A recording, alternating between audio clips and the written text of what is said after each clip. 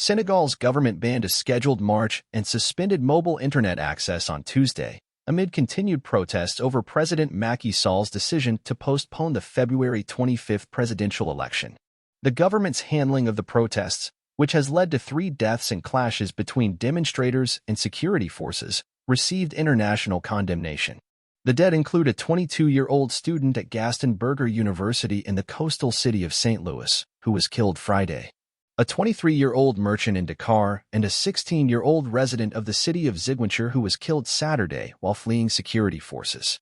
The protest erupted after President Sall postponed the planned February 25 election until December, citing disputes over the eligibility of key candidates that Sall said threatened the credibility of the vote.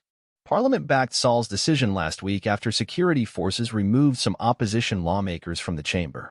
Lawmakers also extended Sall's tenure beyond April 2nd, when his term was scheduled to end, until the new election is held. After the decision, the AAR's new election, Let's Protect Our Election collective, including 40 professional, religious and civil groups, called for a peaceful demonstration in Dakar on Tuesday. However, local authorities banned the march, saying it would block traffic in the area. The march will be postponed, said Malik Diop, the coordinator of the collective, who says, "We want to remain within the law."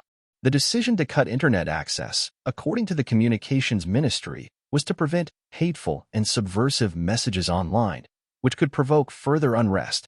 Senegalese authorities continue to display utter disregard for peaceful dissent, said Samira Daoud, Amnesty International's regional director for West and Central Africa, who called for an investigation into the lethal use of force against protesters.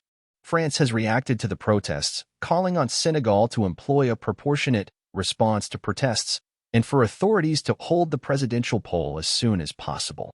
The United States Embassy in Senegal also reacted to the situation, posting on the X social media platform that Senegalese authorities should fully respect the right to protest.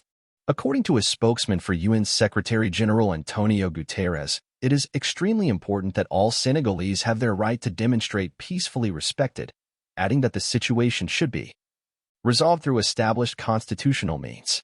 The United Nations, while expressing concern about the use of force against protesters, has called for an independent probe into the 3 deaths.